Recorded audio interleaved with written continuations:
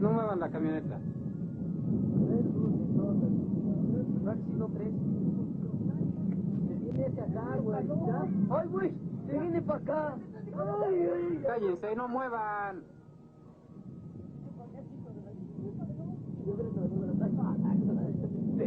No muevan.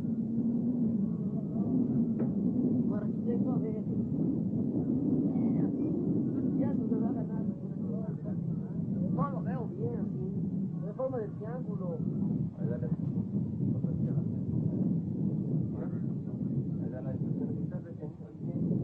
Está detenido. A ver, podemos ver.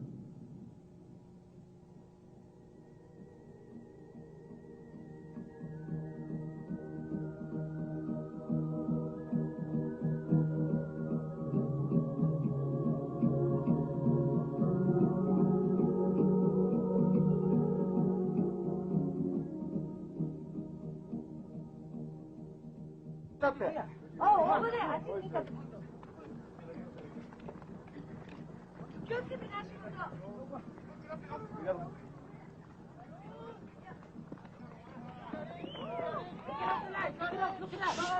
Look, mira.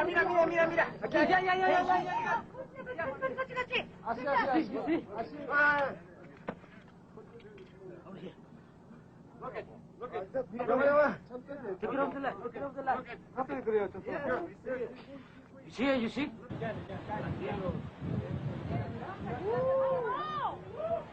Mira tu avión.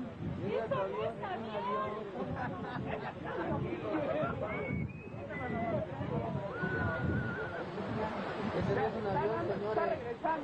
Un avión no da la vuelta. Un avión no da la vuelta, sí, ya lo vimos. Bueno, pues ya. Pero mira, se está regresando. Ahí te va a pagar. ¡No! ¡Ay, qué maravilla! ¡Se apagó! Lo tengo todavía. Todavía lo tengo. Ahí está. Está ya regresando. Trágalo bien, súmete todo. Ciérrate todo a él. Ya lo perdí.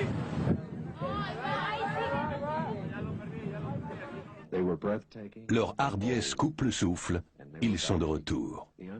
Les objets inconnus concentrent leurs activités près des grands volcans.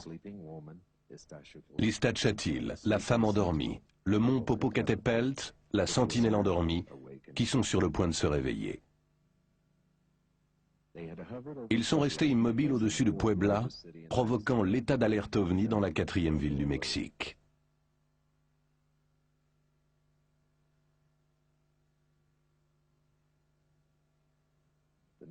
Le spectacle aérien qui a lieu chaque nuit se déplace vers le nord-ouest, au-dessus de la plus grande agglomération urbaine du monde, la ville de Mexico.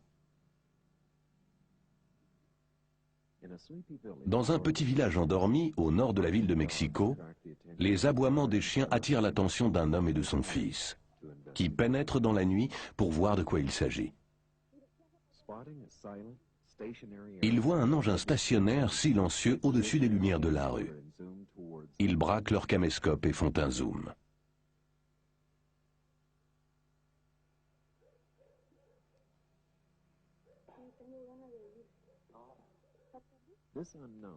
Cet engin inconnu était différent de ceux qu'on avait vus jusque-là. Un seul anneau de lumière autour d'une coque invisible.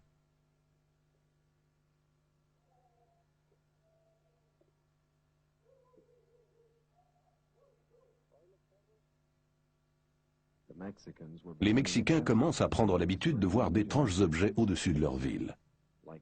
Comme cet engin bizarre pris en vidéo par Arturo Diez Solano à 10 heures, un jour du mois de mai 1992. Les deux images ont été projetées côte à côte sur un écran double pour pouvoir les comparer. S'agit-il d'images vidéo du même engin? Ou s'agit-il de deux objets similaires opérant dans la même zone? Chaque nouvelle séquence vidéo suscite plus de questions qu'elle n'apporte de réponses. Une fois encore, les objets inconnus attirent l'attention de la population de Mexico et des médias en intensifiant leur présence au-dessus de la ville de Mexico en juin 1992. Les observations enregistrées sur caméscope l'après-midi deviennent chose courante.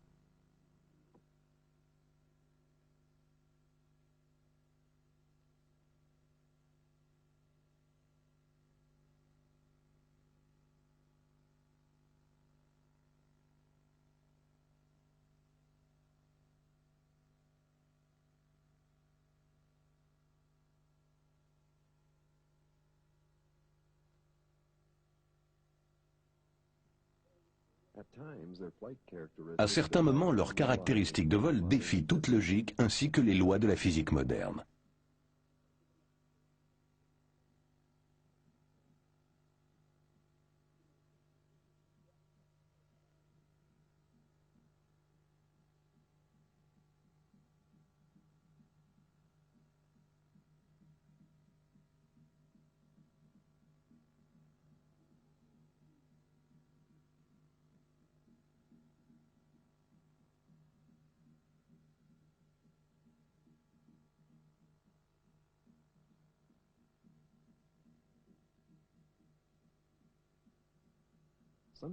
Parfois, ils se promènent tranquillement le long des corridors aériens au-dessus de cette immense métropole, montrant leurs prouesses aériennes comme s'il s'agissait d'un jeu de cache-cache parmi les nuages.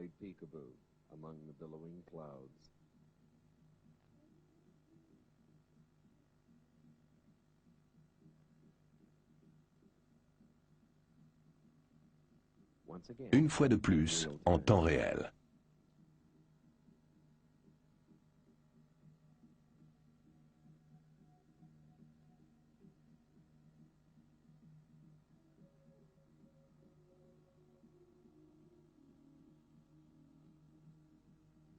Parfois, ils descendent en rase-motte. On peut apercevoir le reflet du soleil de l'après-midi.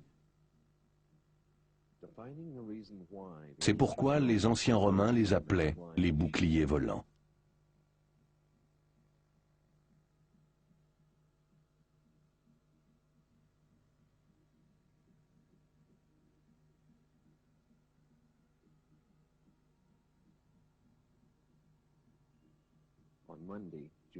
Le lundi 1er juin, cet objet volant non identifié, un ovni, traverse la vallée d'Ajusco, près des centrales électriques et des lignes haute tension.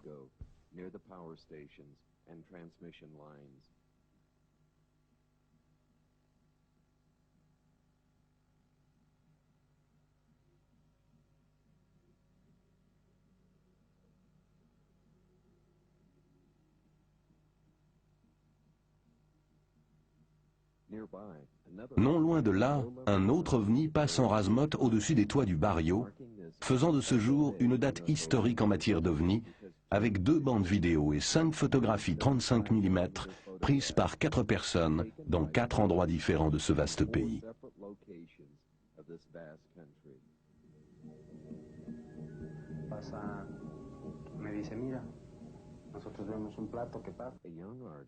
Un jeune artiste, Héctor Carranza, filme en 35 mm ces photographies très spectaculaires d'un objet en forme de disque.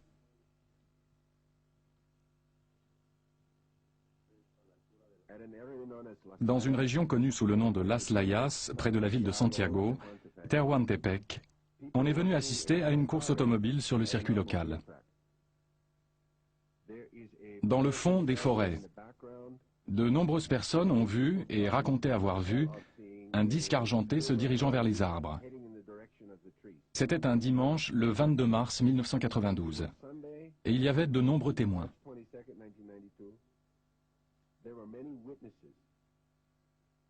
Il faisait chaud, pas un nuage dans le ciel.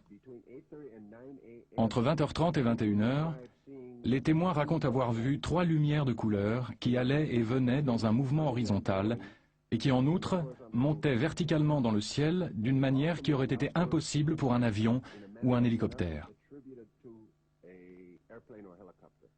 Après 20 ou 30 minutes, les lumières ont disparu en direction de la forêt.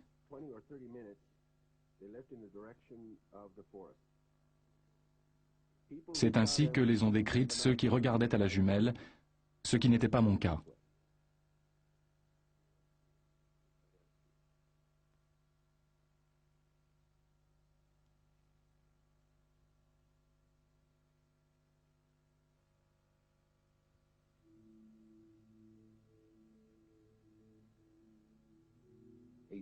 Huit mois auparavant, au cours de la 2e vague d'activité OVNI, centrée sur le cœur de la zone volcanique, un professeur d'université prend cette incroyable photographie d'un objet non identifié qui semble être doté de lumière, avec des hublots tout autour de la structure. Le dessin du jeune artiste prend une nouvelle signification Les similitudes sont extraordinaires.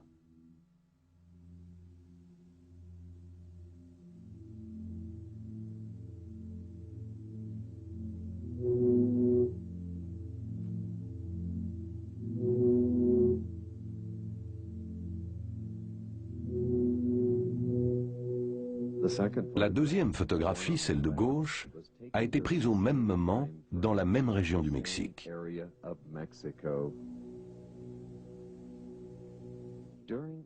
Au cours d'une opération anti-drogue, le commandant de police Larios Cruz photographie ce qu'il croit être un DC-3 volant à basse altitude. Prises à différentes dates, ces photographies d'objets apparemment solides réfutent les aberrations généralement attribuées aux observations d'OVNI.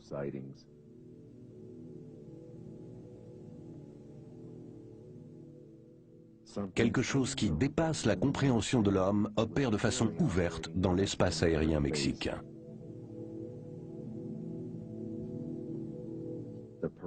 Ce défilé d'OVNI s'intensifie au-dessus de la ville de Mexico au cours du mois de juin 1992.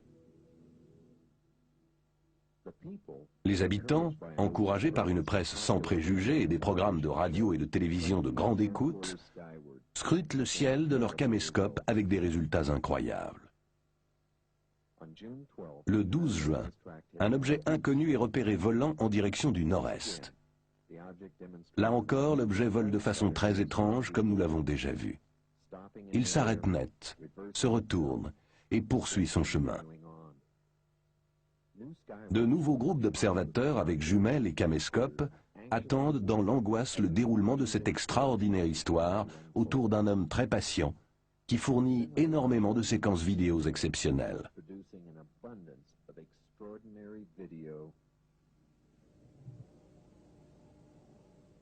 Il passe ses pauses de l'après-midi sur le toit d'un immeuble de bureau, d'où il scrute le ciel pollué de la ville à la recherche souvent couronnée de succès des caractéristiques de vol très particulières des objets non identifiés.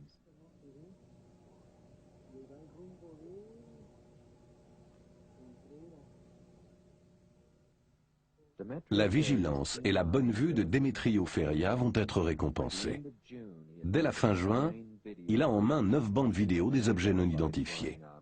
Dans cet extrait tourné le 25 juin, l'objet non identifié semble tourner sur 90 degrés. Remarquez le dessus de l'objet qui passe du blanc au noir pendant son mouvement rapide dans le ciel nuageux.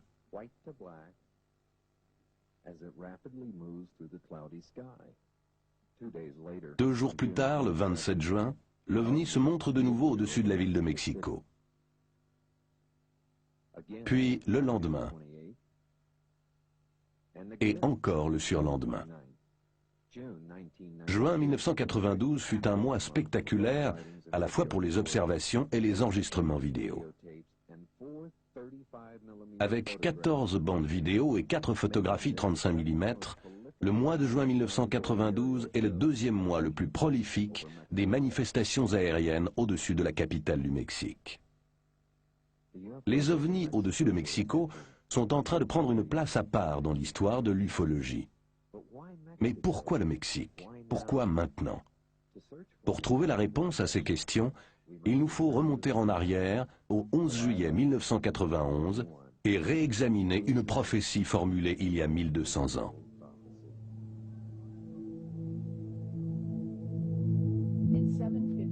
En l'an 755 de notre ère, les prêtres mayas nous léguèrent un message prophétique trouvé dans le Codex de Dresde, l'un des textes qui nous restent de la grande époque maya. La prophétie annonce qu'un nouveau soleil, un soleil tigre, naîtra le 11 juillet 1991. Ce soleil, qui pour les astronomes modernes est une éclipse de soleil, annoncera 2 événements qui changeront la vie de l'humanité. Des modifications de la Terre et une conscience cosmique résultant de rencontres avec les maîtres des étoiles.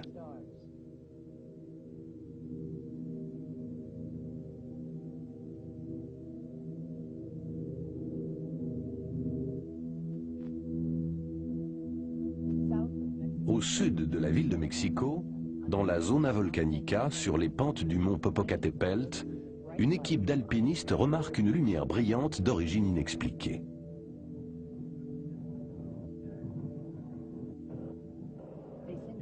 Ils envoient un message radio à leur camp de base.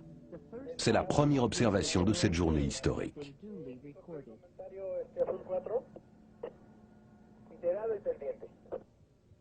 Sur tout le parcours de l'éclipse, les scientifiques règlent leurs instruments au fur et à mesure que l'heure de l'éclipse approche. La population de cette immense ville se prépare pour cet événement cosmique, objet de la prophétie de leurs ancêtres. C'est le 6e soleil, le soleil de Quetzalcoatl, le dieu légendaire qui avait fait le vœu de revenir.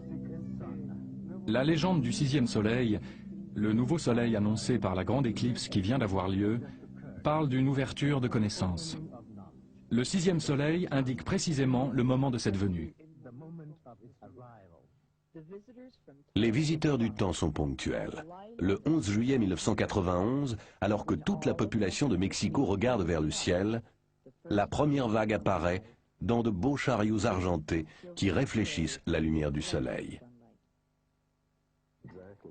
Précisément au moment culminant de l'éclipse solaire, un engin en forme de disque apparaît dans le ciel de la ville, restant en sustentation pendant 30 minutes. 17 personnes au sol filment l'objet sur caméscope. Cela ne s'est jamais produit auparavant dans l'histoire de l'ufologie. Grâce au caméscope, les événements du 11 juillet déclenchent la vague d'émotions populaires la mieux documentée en matière d'OVNI.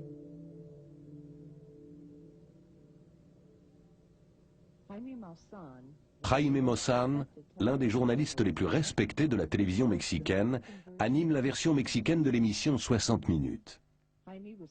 Jaime fut si intrigué par les événements et par les images vidéo qu'il fit appel pour étudier ces engins mystérieux aux moyens électroniques de pointe de la station de télévision pour procéder à un agrandissement numérique. Il s'agit d'un objet solide, apparemment métallique, qui semble suspendu en l'air, et il n'y a rien d'autre. On a vérifié la présence de ballons dans la région. Il n'y avait ni ballon ni hélicoptère au-dessus de la ville, ou quoi que ce soit d'autre.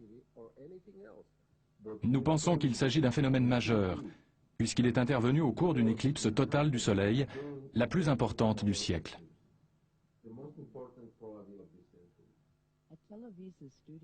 Dans les studios de la Televisa, on procède à une analyse comparative des 6 meilleures vidéos prises au cours de l'éclipse solaire. On trouve chaque fois des objets métalliques en forme de disque, qui renvoient la lumière du Soleil. Les maîtres des étoiles n'auraient pas pu mieux calculer leur coût. À un moment où tous les yeux sont tournés vers le ciel, 17 personnes différentes dans différents quartiers de la ville de Mexico ont filmé l'objet en vidéo. Une soucoupe volante classique suspendue en l'air flotte, tourne peut-être sur elle-même. Dans la ville de Puebla, à 140 km au sud-est de la capitale, 3 bandes vidéo ont été tournées au cours de l'éclipse. Chacune possède ses propres caractéristiques. Dans cet extrait tourné par Rafael González, on aperçoit un vaisseau quittant l'écran à droite du Soleil pendant l'éclipse.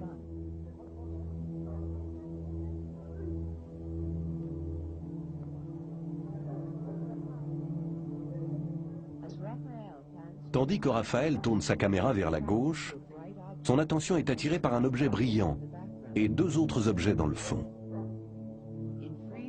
Avec l'arrêt sur image, nous voyons clairement ces 3 objets inconnus. Mais surtout, il est certain que le plus brillant des 3 ne peut pas être une étoile, car derrière lui, nous voyons passer des nuages.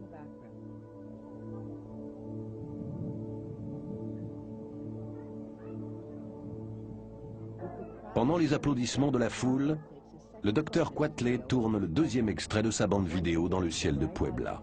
Encore une fois, les objets brillants semblent se situer devant le fond nuageux. Entre-temps, au centre de la ville, la famille Breton a la surprise de voir plus qu'elle n'attendait, comme le montre cette séquence vidéo. Ce disque argenté fut enregistré à 13h22, à 140 km environ du lieu où M. Harreguin a pris au même moment des images semblables.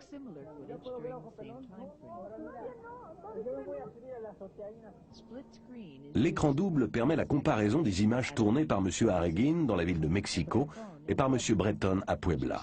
Les 2 engins sont de même dimension et de même forme.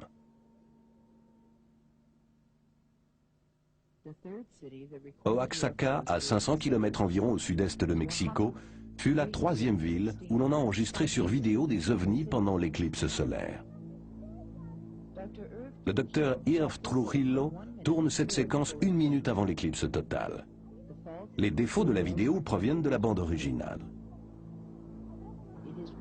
Il est 13h30 et le soleil est en pleine éclipse. 6 minutes après l'éclipse totale, l'objet inconnu est encore clairement visible en plein jour. L'horloge du caméscope indique que l'objet est resté immobile au-dessus de Oaxaca pendant au moins 8 minutes.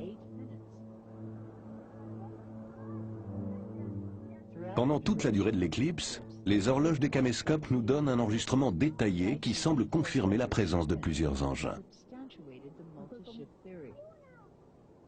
Le docteur Trujillo filme cette image au-dessus de Oaxaca à 13h29, tandis qu'à 400 km au nord-ouest, au-dessus de Puebla, Rafael González enregistre ces images à 13h29.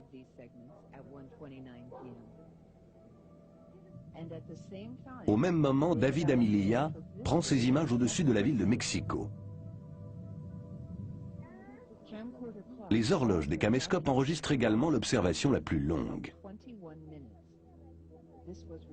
Eric Aguilar, 16 ans, enregistre une observation de 21 minutes depuis le toit de la maison familiale à Mexico. Au début, l'horloge indique 13h04.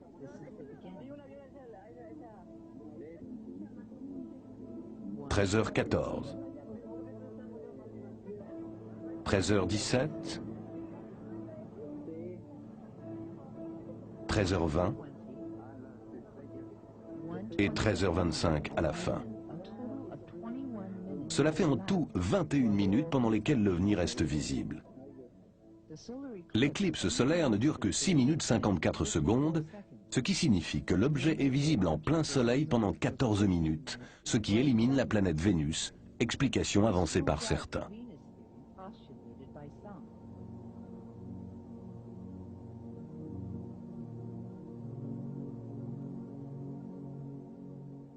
Pour chercher à comprendre, nous avons soumis la séquence Aragin aux analyses d'un laboratoire spécialisé.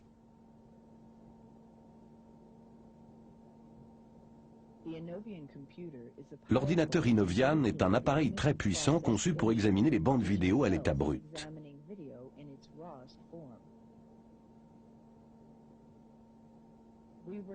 Nous avons évité d'examiner les images agrandies numériquement dans les studios de Televisa pour éliminer toute possibilité d'artefacts électroniques.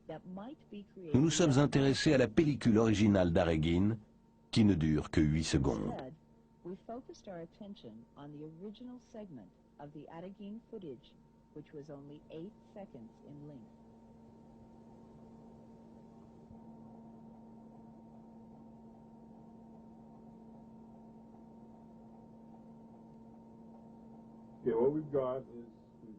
Bon alors, qu'est-ce que nous avons ici?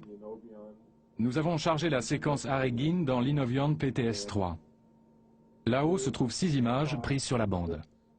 Elles apparaissent ici en bas, agrandies 5 fois. Des images de 1 à 6 se trouvent ici en bas. Et comme nous sommes très loin de la caméra, prenons un de ceux-ci et faisons un zoom. Nous pouvons agrandir jusqu'à 8 fois. Nous faisons un zoom sur ce qui nous intéresse, et avec un clic, nous voyons l'agrandissement 8 fois.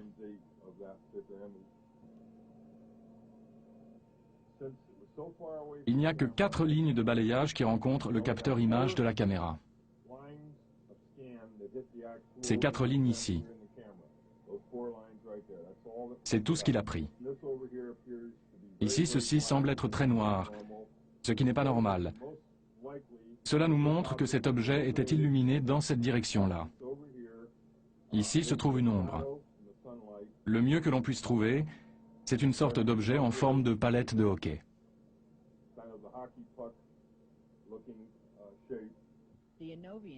Ainsi, l'examen de ces images sur Inovian élimine la thèse de Vénus.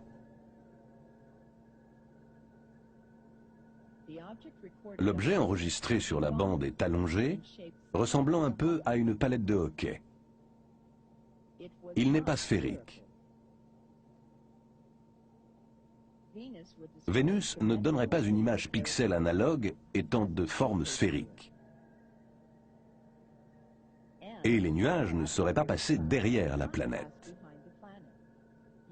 Ici, il est clair que les nuages passent derrière cet ovni. Et celui-ci, et celui-là, le tout filmé pendant la grande éclipse du Soleil. Pendant des mois, sur les ondes mexicaines, on ne parle plus que des ovnis. Le débat est animé. Des joutes intellectuelles se déroulent au cours des programmes de télévision et de radio de grande écoute. Pour certains, l'ère de la conscience et des lumières est arrivée, alors que les détracteurs professionnels prétendent que ces apparitions mystérieuses ne sont que de simples objets de forme un peu anormale. Tandis que se déroule le débat sur l'existence des extraterrestres, un nouveau témoin se présente. Un prêtre catholique, le père Manuel Ferrer, qui prend ces images vidéo au cours de l'éclipse du Soleil. Je pense qu'il y a de nombreuses possibilités. Je suis sorti pour photographier cet arbre contre la lumière. Et puis je vois cette lumière apparaître au-dessus de la montagne, là-bas. Ce n'est pas une lumière ordinaire. Elle est très bleue et très intense. Je n'ai jamais eu peur de ce genre de choses, bien au contraire. Ce que j'ai pu observer était merveilleux. Un jour, un philosophe a dit « Si Dieu se trouve en dehors de la vérité, je resterai du côté de la vérité. » Je pense donc qu'il n'y a aucune contradiction. À 160 km au sud, sur le plateau désertique proche de la ville d'Atlixco, on voit et on filme assez régulièrement des ovnis.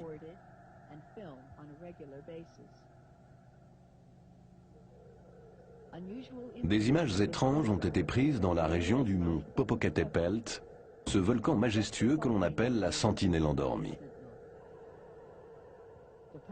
La population mexicaine se passionne pour ces spectacles aériens se déroulant chaque nuit. La deuxième vague a commencé.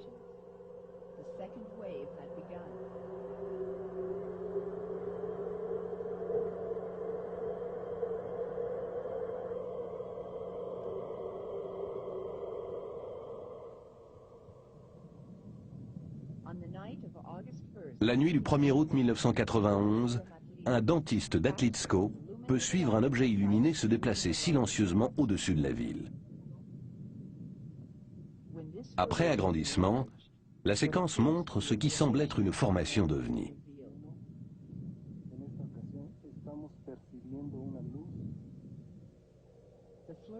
L'activité intense se poursuit au-dessus de Metepec, d'Atlixco et au-dessus de Puebla. Le ciel nocturne de Puebla est devenu un point de ralliement pour les ovnis. Dans cette séquence spectaculaire, on voit deux objets en train de se rapprocher.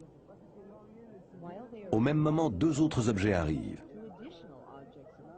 Il y a maintenant 4 objets inconnus qui semblent se regrouper.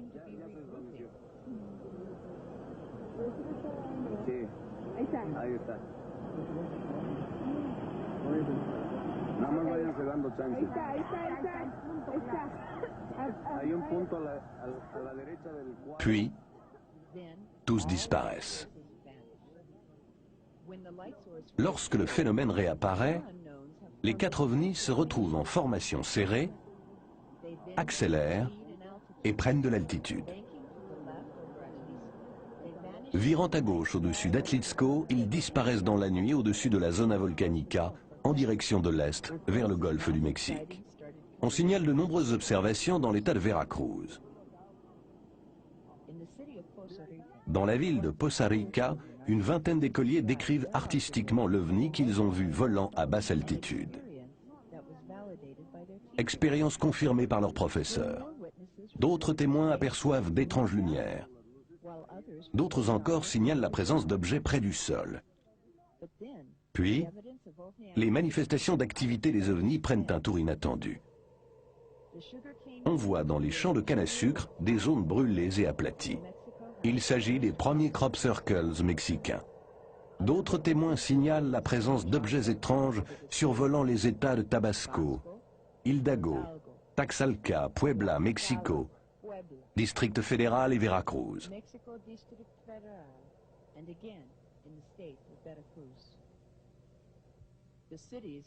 Les villes les plus concernées par cette activité sont Atlixco, Metepec, Puebla, Mexico, Pachuca, Poza Rica, Veracruz, Acayucan, Cardenas, Tepoztlán.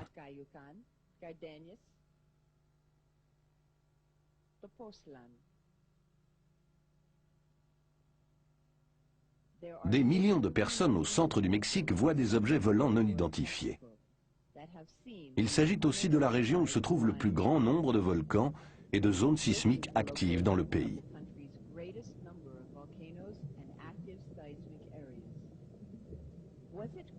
S'agit-il d'une coïncidence que cette bande de territoire se trouve aussi sur le parcours de l'éclipse totale du Soleil du 11 juillet 1991 ?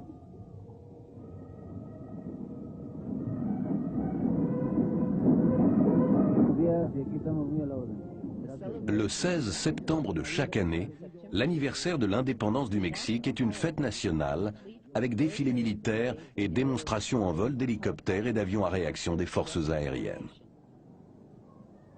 Alors qu'il filme tout cela au caméscope, Vicente Sanchez enregistre également la présence d'un objet non identifié de forme circulaire pénétrant dans la zone depuis la droite.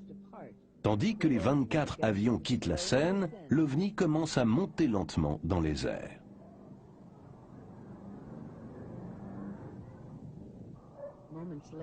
Quelques instants plus tard, 5 avions militaires quittent leur formation et prennent l'intrus en chasse, lequel accélère en laissant loin derrière lui les pilotes abasourdis. L'agrandissement de l'image fait apparaître clairement la forme circulaire de l'engin qui ressemble beaucoup à ceux photographiés par le docteur Pérez et le commandante Cruz. Pour éliminer la possibilité d'un ballon sonde météorologique qui se serait égaré, José Reyes, du service météorologique de la ville de Mexico, accepte de lâcher un ballon dans des conditions contrôlées devant les caméras. Vu sa dimension, sa forme et sa rotation, est-il possible que l'objet non identifié soit un ballon sonde? Un seul ballon a été lâché le 16 septembre à 6 h du matin. Le défilé militaire se déroula l'après-midi.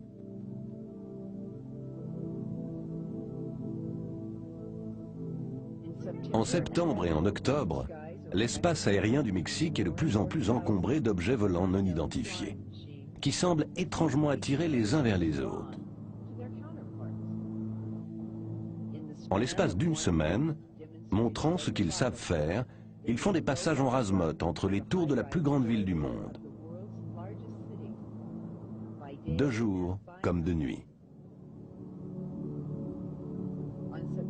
Le 19 septembre, la station de télévision de Puebla, Super Channel 3, est submergée d'appels téléphoniques signalant la présence d'un objet au-dessus de la ville. La lumière clignotante très vive attire l'attention de milliers d'habitants de la ville, créant des embouteillages énormes autour de la station de télévision, qui décide d'interrompre toutes les émissions pour commenter l'événement en direct. Yo lo vi bajar aquí en la escalera, no venía decepcionado con las cámaras porque no había logrado tener un ovni, un objeto, repetimos, no sé qué cosa sea, pero es un objeto volador no identificado y ese es el tema de nuestro programa. Es un objeto luminoso no identificado.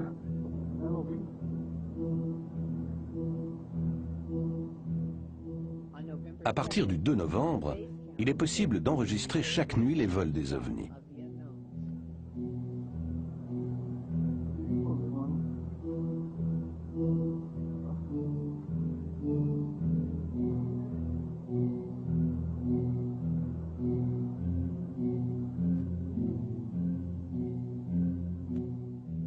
Il n'y a aucune rémission. Le 9 novembre, un objet non identifié est filmé en vidéo par un jeune étudiant, Angel Cruz. Ce nouvel engin semble tourner sur son axe dans le sens contraire de celui des aiguilles d'une montre, tout en traversant tranquillement le ciel de la ville de Mexico avant de disparaître derrière un bâtiment d'habitation. L'objet ressemble à celui qui fut filmé au-dessus de Tepoztlán par Carlos Diaz. Sur écran double et agrandissement, nous pouvons comparer les objets qui semblent identiques. which appear to be identical. In late February, Vers la fin février, l'activité OVNI reprend dans la zone Volcanica, au-dessus des villes assiégées d'Atlixco et de Metepec.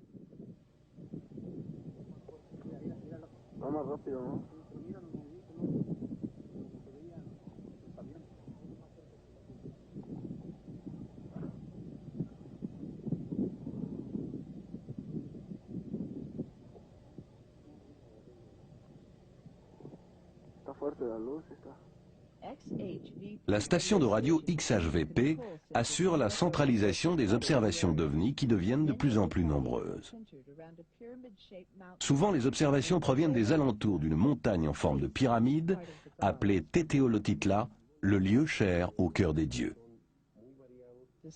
Le directeur de la station signale qu'on constate que 90% de la population a vu un OVNI et que les 10% restants en connaissent l'existence.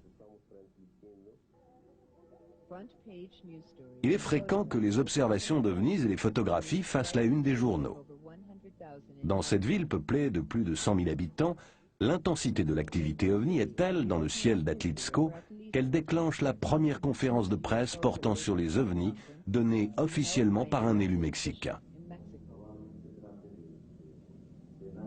En réponse à une question sur la position du gouvernement mexicain sur les OVNIs, il répond: Ni le gouvernement ni les autorités militaires ne se sentent menacés par les ovnis. Nous ne savons pas qui ils sont, mais ils existent. Et comme tout le monde, nous sommes remplis de curiosité. Et les ovnis aussi. Ils semblent extraordinairement fascinés par les pylônes de transmission, comme on le voit dans cette séquence filmée par M. Del Calejo depuis le toit de son immeuble dominant la ville de Mexico.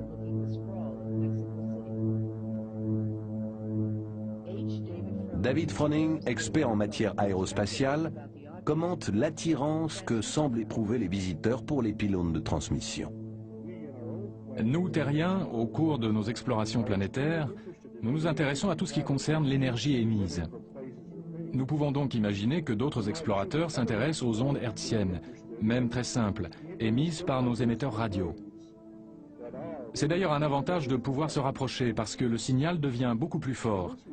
Et il est alors possible de mesurer avec beaucoup plus de précision des paramètres tels que la modulation d'amplitude et de fréquence ou le schéma des faisceaux lorsqu'on se trouve à l'intérieur du champ de l'antenne. On peut donc imaginer que quelqu'un, quelque part, complète sa banque de données en matière de signature électromagnétique des émetteurs situés sur la planète Terre.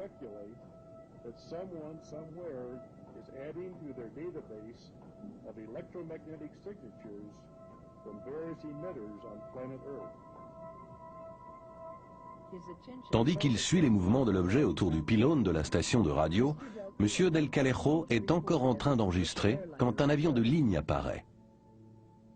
Soudain, comme prévenu par la présence de l'avion, l'OVNI s'écarte.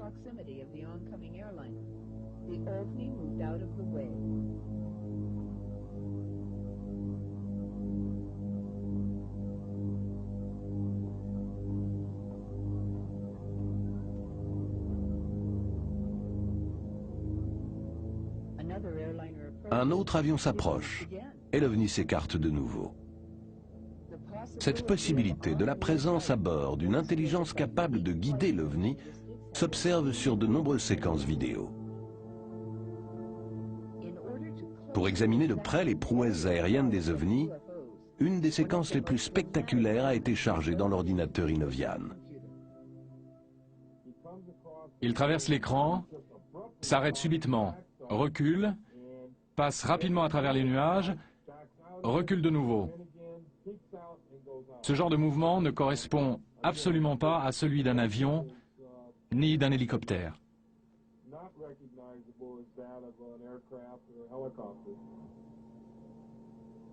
L'examen informatique fait ressortir un autre fait remarquable. Juste là, reculez. Quel est cet objet ici? Je ne sais pas, je ne l'ai pas encore regardé. On va faire un zoom et on verra. Bon Dieu, ça ressemble vraiment à une palette de hockey. Je crois que vous venez de découvrir un deuxième objet sur la même image. Revenez à l'image initiale et déplacez l'objet jusqu'à celui que nous venons d'examiner. Passez à l'objet en dessous.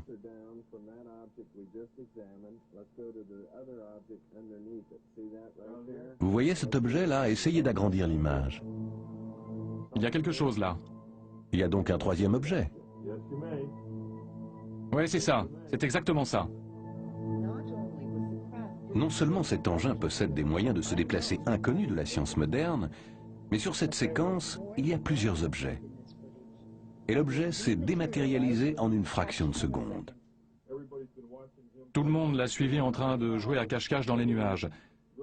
Et personne n'a remarqué ce qu'il y a ici en bas, alors qu'il s'agit certainement d'un autre objet. Là où se trouve le curseur. Vous voyez comme il brille? Dans ce plan-là. Passons encore un plan, encore un, encore un.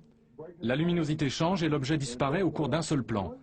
En 1/60e de seconde, il change d'intensité. Regardez, maintenant il s'éteint.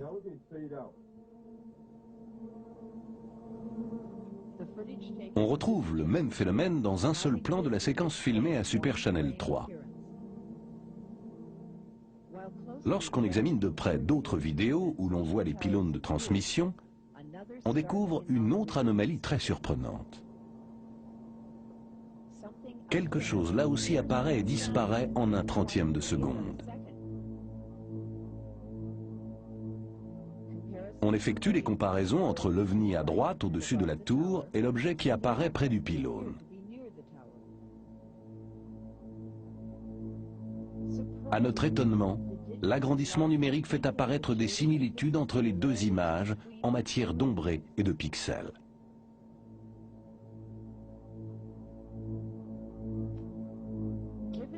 Au vu de cette incroyable faculté de pouvoir se matérialiser et disparaître en un instant, et au vu de leurs mouvements aériens extraordinaires, on peut se demander si les ovnis s'aperçoivent de l'attention dont ils sont l'objet et s'ils y réagissent. C'est certainement l'avis de ces trois adolescents. L'expérience qu'ils partagent par cette belle nuit de décembre semble confirmer cette possibilité. Carlos Diaz est le premier à remarquer un point lumineux qui semble non seulement les suivre, mais qui éclaire leur voiture d'un intense faisceau lumineux. Arrivés au domicile d'un parent, les trois adolescents se précipitent sur le toit pour installer une caméra sur trépied, tout en racontant l'incident à leur famille et aux amis. À la stupéfaction de tous ceux qui se trouvent sur le toit, l'objet semble réagir à des ordres, verbalisés et parfois uniquement pensés, comme on le voit sur ce film vidéo. Ainsi, lorsqu'Arturo demande à l'objet de tourner autour de deux étoiles signalées ici par les flèches rouges, l'objet s'exécute, et pas seulement une seule fois, mais à de nombreuses reprises. La réaction du public face à toute cette activité est résumée par quelqu'un qui a vu et filmé les ovnis, le docteur Rosas. Il est certain que les gens n'ont pas peur. L'aspect des ovnis ne les inquiète pas. Au fond, l'idée d'une vie extraterrestre et de la réalité des ovnis, c'est quelque chose qui leur donne de l'espoir. Quelqu'un d'autre estime que les ovnis ne nous veulent pas de mal. Le père Ferrer qui a pris ces images depuis le toit de sa petite église. Ces images sont remarquables du fait qu'elles constituent la troisième séquence vidéo enregistrée par le père Ferrer en 18 mois.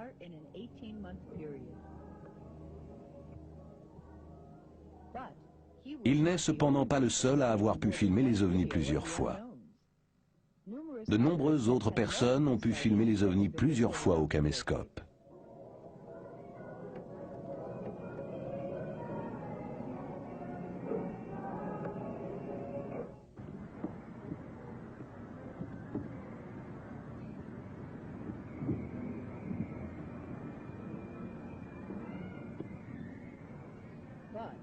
Cependant, la palme revient à M. Feria, qui a filmé des dizaines d'apparitions d'ovnis.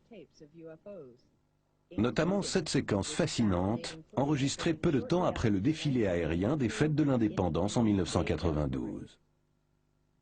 Contrairement au défilé de 1991, lorsque les ovnis sont apparus sous les avions, cet ovni a attendu 10 minutes après leur passage avant de manifester sa présence.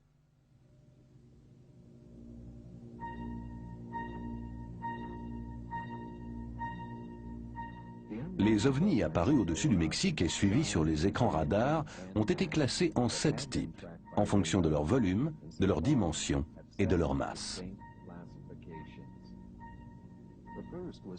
Le premier type est apparu pendant l'éclipse. Le deuxième a une forme d'ovni classique. Le troisième est une sphère qui semble comporter des ouvertures. Le quatrième ressemble à une toupie. Le cinquième est surnommé El Sombrero. Le sixième est triangulaire. Le septième semble être un objet lumineux se déplaçant rapidement. Et il y en a peut-être beaucoup d'autres. Mais ces classifications n'ont rien de particulier car de nombreux objets correspondant à cette classification ont été vus dans d'autres endroits de par le monde.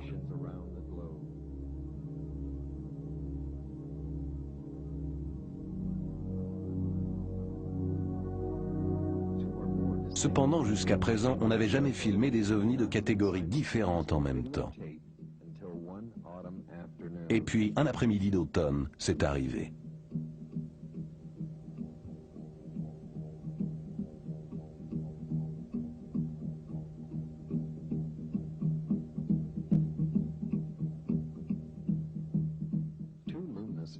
On voit d'abord 2 sphères lumineuses. Ensuite, tandis qu'un objet sombre approche depuis la droite, la sphère lumineuse de gauche se met à descendre rapidement, permettant à l'objet sombre de passer entre les deux.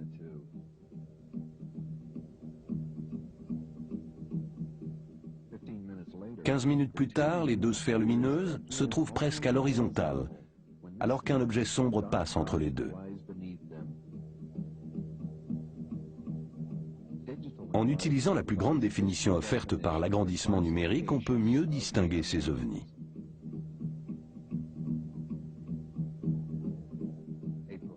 Un caméraman professionnel, Cuauhtémoc Alvarez, est en train de filmer une sphère lumineuse lorsqu'il enregistre un phénomène qu'on n'avait encore jamais vu.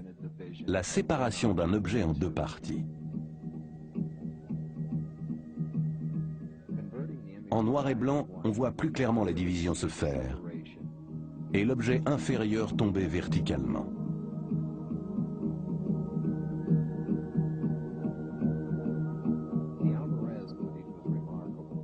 Les images d'Alvarez sont remarquables. Mais on doit à messieurs Écart et Trujillo ce qui est sans doute l'image vidéo la plus spectaculaire des ovnis. Cela commence par une observation classique d'un objet unique, pour devenir rapidement une série d'événements extraordinaires. Le caméraman et son ami sont stupéfaits par ce qu'ils voient au point que les mots sont incapables de décrire leur observation. Ils n'ont jamais rien vu de pareil. Une sorte de conteneur transparent avec des objets circulaires massés à l'intérieur. Un objet clignotant apparaît sous le conteneur et attire l'attention du caméraman qui remarque le caractère très brillant de cette lumière clignotante.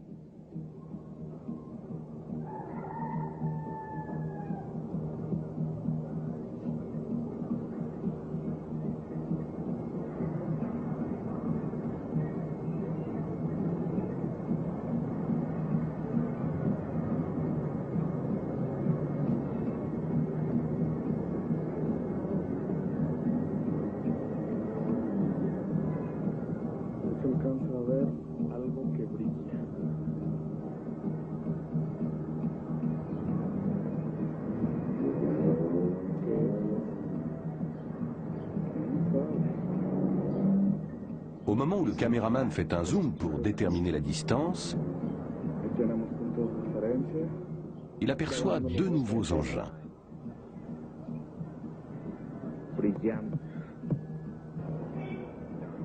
Il a maintenant 3 engins dans son objectif.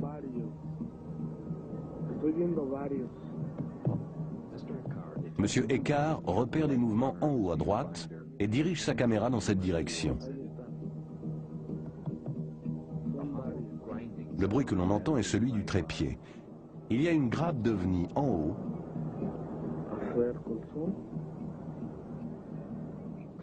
et 3 en bas.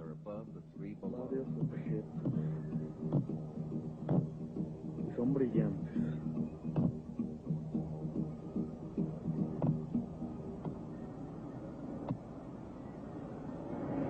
Dejo la cámara sin mover.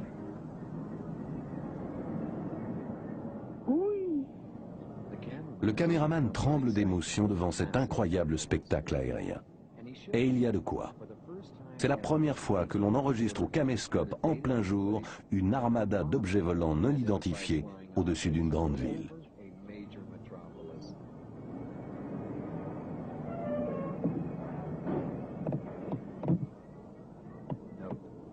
Observez bien comment les deux objets au-dessus de l'heure indiquée sur l'écran vont fusionner et réapparaître au nombre de 3. Notez également qu'ils s'attirent les uns les autres.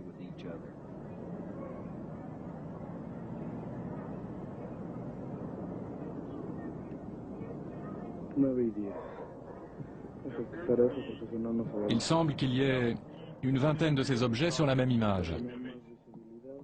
Nous avons étudié un seul plan, celui lorsque le caméraman relève la caméra. Et nous avons compté 1, 2, 3, 4, 5 ovnis qui sont clairement visibles sur cette image. Avec un zoom sur celui-ci, au milieu, nous retrouvons l'image de la palette de hockey. Celui du haut fournit un peu plus d'informations. Cet objet recouvre plus de 4 lignes de balayage sur la caméra initiale.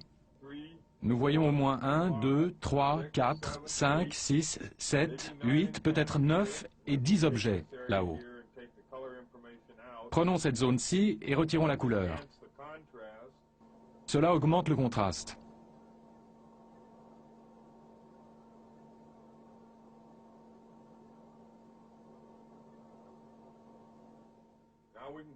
Maintenant, nous pouvons voir si nous trouvons autre chose. Il s'agit d'un ciel d'apparence normale. Autour de cet objet-ci, il ne semble pas y avoir de perturbations atmosphériques, ce qui serait le cas avec un hélicoptère. Cet objet semble immobile.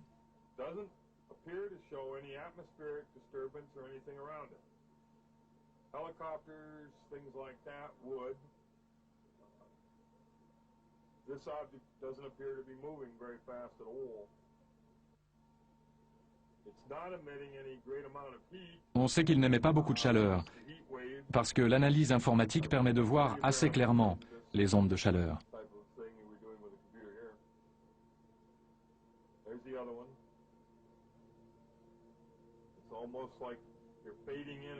Ces objets semblent faire des allers-retours. S'il s'agissait d'un lâcher de 4 ballons blancs, on s'attendrait à ce que tous les 4 présentent le même aspect. On ne voit pas du tout comment 4 ballons se trouveraient dans le ciel avec l'un d'entre eux présentant des contrastes différents des autres, à moins que celui-ci ne se trouve très éloigné.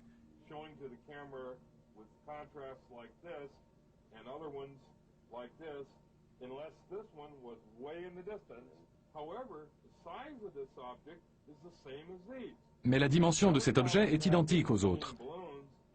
Si c'était des ballons, il y aurait un autre problème. Leur remontée dans l'air serait verticale et il n'y aurait pas de changement de position relative au cours de leur ascension.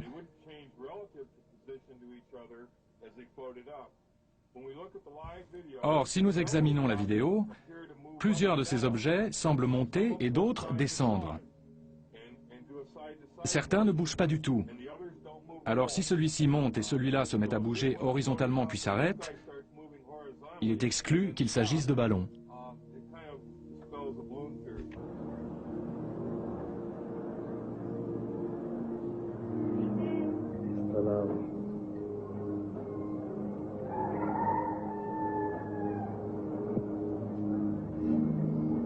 C'est bientôt le Nouvel An et les ovnis continuent à défiler dans le ciel du Mexique. Au sol ou sur les toits brandissant leur caméscope, tous les habitants du Mexique continuent à observer les ovnis les plus extraordinaires de l'histoire.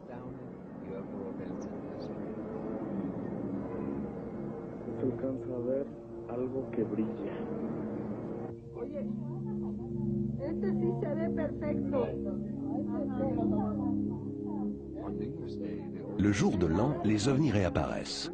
Les premiers sont observés vers 14 heures.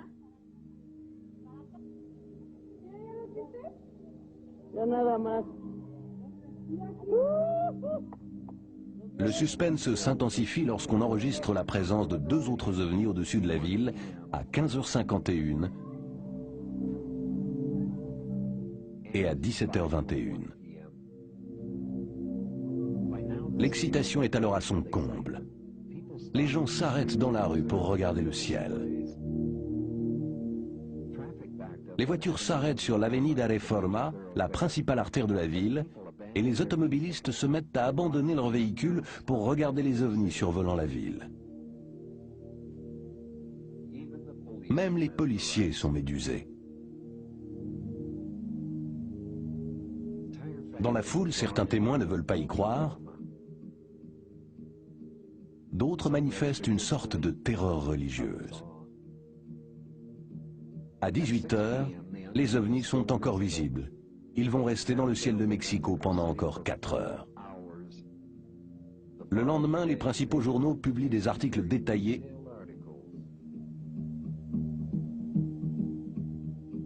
et des photos fascinantes.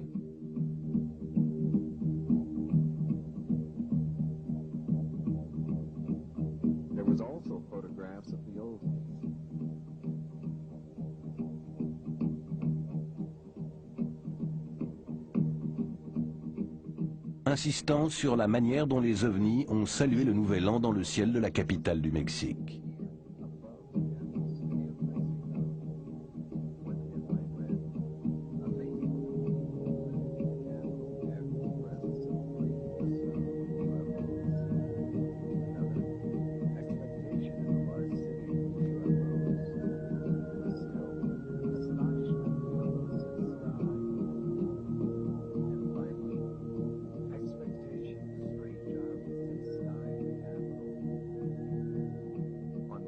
En ce jour de Nouvel An, le Mexique est sorti de l'âge de l'innocence. Aujourd'hui, les habitants du Mexique sont confrontés aux mêmes problèmes que les États-Unis au cours de l'été 1952. Rappelez-vous, en juillet de cette année-là, 14 objets volants non identifiés firent des passages en rase-motte au-dessus de la capitale fédérale, Washington. Repérés par radar, les ovnis furent poursuivis par les avions de chasse. Mais chaque fois que les avions entraient dans la zone de vol des ovnis, ceux-ci disparaissaient des écrans radars de la tour de contrôle. Puis ils réapparaissaient. C'était un étrange jeu de cache-cache.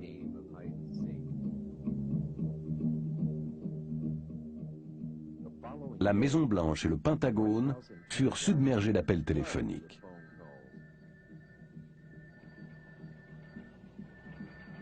L'incident fit la une des grands journaux.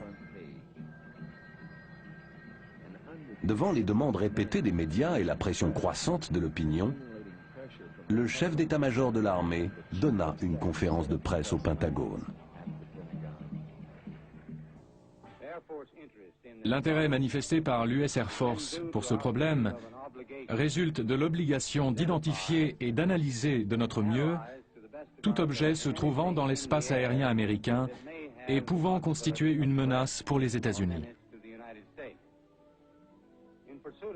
Conformément à cette obligation, depuis 1947, nous avons reçu et analysé 1000 à 2000 notifications. Un certain nombre de ces comptes rendus représentent le témoignage d'observateurs crédibles concernant des choses relativement peu croyables.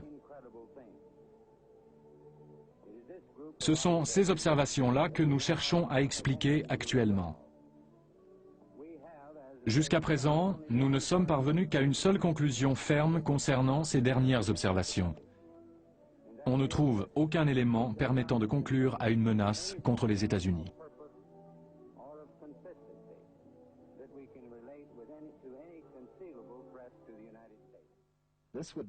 C'était la première et la dernière conférence de presse officielle donnée par un représentant du gouvernement des États-Unis sur la question des objets volants non identifiés. Comme à Washington en 1952, Le ciel de la capitale du Mexique et des régions avoisinantes a été abondamment survolé par des engins non identifiés. Jusqu'à ce jour, le gouvernement et les citoyens du Mexique n'ont pas jugé nécessaire d'attaquer ceux qu'ils ne comprennent pas.